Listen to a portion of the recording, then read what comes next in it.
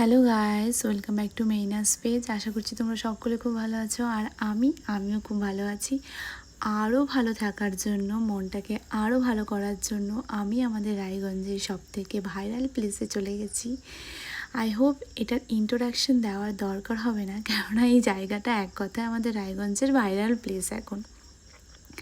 তো ওখানে গিয়ে মনটা এতটাই শান্ত হয়ে গেছিলো, চারিদিকে সবুজ গাছপালা দেখতেই পাচ্ছ, আর সাথে এরকম শান্ত জলধারা। মনটাকে যেন এক অন্যরকম প্রকৃতির মাঝে নিজেকে এক অন্যরকম সুন্দর অনুভূতি হচ্ছিল, যা আমি ভাষায় প্রকাশ করতে পারবো না, এতটাই সুন্দর। তোমরা দেখে বুঝতেই পারছো জায়গাটা কতটা সুন্দর। তো এরকম শান্ত প্রকৃতির মাঝে মাঝে মাঝে গিয়ে নিজের সাথে টাইম স্পেন্ড করাটাও কিন্তু খুব ভালো, যেটা আমার পার্সোনালি খুব ভালো লাগে।